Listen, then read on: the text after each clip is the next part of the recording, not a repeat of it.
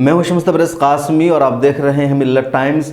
BJP में ज़बरदस्त बगावत हो गई है। बगावत ऐसी कि उत्तराखंड में भाजपा की सरकार का बचना मुश्किल हो गया है। उत्तराखंड में बीजेपी के चीफ मिनिस्टर त्रिवेंद्र सिंह रावत आज शाम को इस्तीफा देने जा रहे हैं और अगला मुख्यमंत्री बीजेपी किसको बनाएगी किसी भी चेहरा पर तय नहीं हो पाया है। भाजपा के लीडर ने बगावत की ज़बरदस्त सुर फूंक रखी है और बगावत इतनी तेज़ हो चुकी है कि कई बैठक हो जाने के बावजूद भी मामला हल नहीं हो पाया है। मामला क्या है पहले वो आपको तफसील से बताते हैं। उत्तराखंड एक छोटा सा स्टेट है लेकिन वहाँ भाजपा की सरकार है। सिर्फ 70 विधानसभा वहाँ है और इस वक्त वहाँ बीजेपी की सरकार है।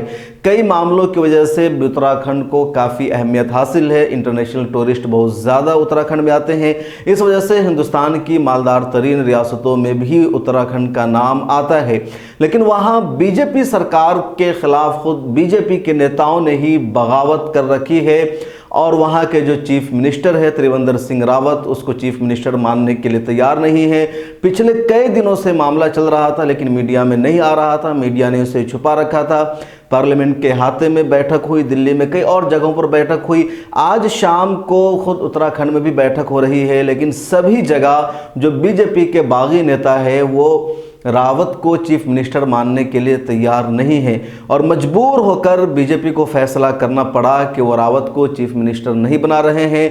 रावत गवर्नर को इस्तीफा देने जा रहे हैं। जिस वक्त आप ये वीडियो देख रहे होंगे हो सकता है कि रावत इस्तीफा दे चुके हों और किसी और के नाम पर बातचीत की जा रही हो। लेकिन सवाल यह है कि रावत के बाद उत्तराखंड में बीजेपी का अगला चीफ मिनिस्टर कौन होगा और जो होगा क्या वो बीजेपी के जाती समीकरण वाली सियासत को कंट्रोल कर पाएगा। तज्जिया निगारों का मानना है, पॉलिटिकल पंडितों का कहना है कि रावत के अलावा जो भी चीफ मिनिस्टर बीजेपी का बनेगा वो कांग्रेस को फायदा पहुंचाएगा और 2022 में यानी 2021 चल रहा है तो अगले साल वहाँ चुनाव होना है और उस चुनाव में कांग्रेस इसका ज़बरदस्त फ़ायदा उठाएगी। कांग्रेस के हरीश रावत बार बार मौजूदा चीफ मिनिस्टर रावत की तारीफ करते रहे हैं। इस तारीफ का मकसद भी यही था कि बीजेपी इसको चीफ मिनिस्टर बना कर रखे ताकि अगली मर्तबा हम फ़ायदा उठाए। लेकिन ये जानना ज़रूरी है कि रावत के बाद कौन से ऐसे चेहरे हैं जिनको चीफ मिनिस्टर बनाया जा सकता है या जिनके नाम में ये सब हो रहा है। ये भी हम आपको बताने जा रहे हैं कि उत्तराखंड में इतनी बड़ी बगावत कैसे हो गई है।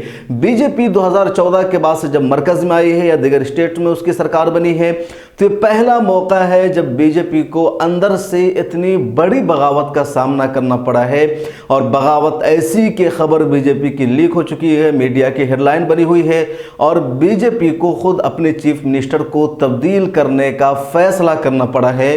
तो ये बीजेपी के लिए ज़ोरदार झटका लगा है और बीजेपी को झटका ऐसे टाइम में लगा है, ऐसे वक्त में लगा है जब बीजेपी बंगाल में चुनाव जीतने का दावा कर रही है। ममता बनर्जी से बीजेपी अपना मुकाबला कर रही है। उधर बीजेपी ये सोच रही है कि आसाम में भी हमारी वापसी हो जाएगी। ऐसे मौका पर बीजेपी को झटका लगाया है और झटका कोई मामूली नहीं है। बीजेपी जिन चेहरों को चीफ मिनिस्टर उत्तराखंड में बना सकती है उसमें 3 नाम सुर्खियों में हैं।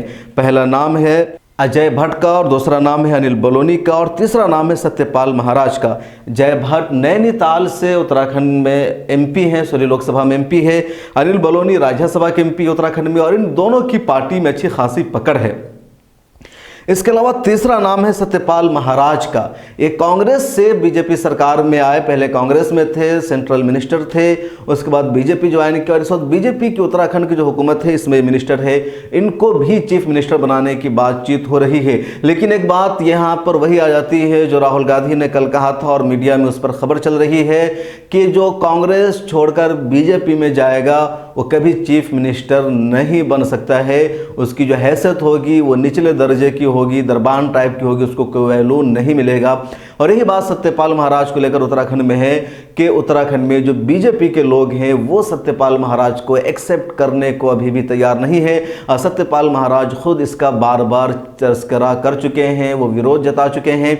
उत्तराखंड में जो ज़्यादातर लोग हैं उनमें ऐसी तादाद, उनकी एक बड़ी तादाद जो कांग्रेस छोड़कर बीजेपी में आए हुए हैं, यानी बीजेपी में एक बड़ी तादाद अब उन लोगों की हो गई है जो कांग्रेस छोड़कर आए हुए हैं और ऐसे लोग बीजेपी के अंदर पावर में अब हावी होते जा रहे हैं।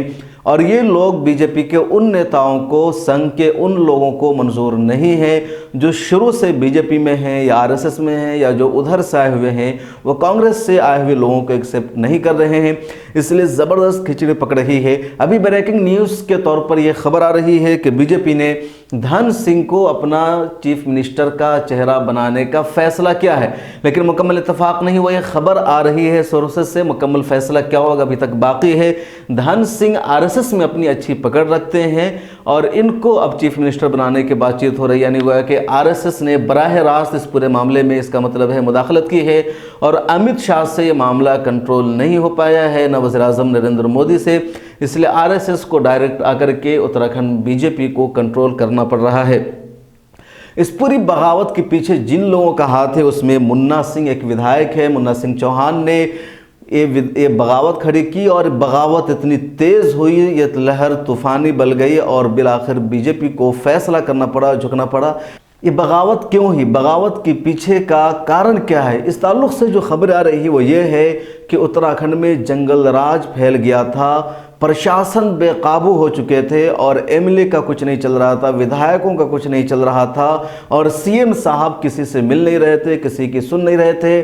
चुनाव से दूरी इतनी बढ़ती गई कि विधायकों ने ही अपने चीफ मिनिस्टर के खिलाफ बगावत कर दी, विरोध किया और ये बगावत इतनी मजबूत हो गई है कि अब सीएम बदलने का फैसला हो गया है। इस ताल्लुक़ से जो भी अपडेट होगा वो हम आपको देते रहेंगे।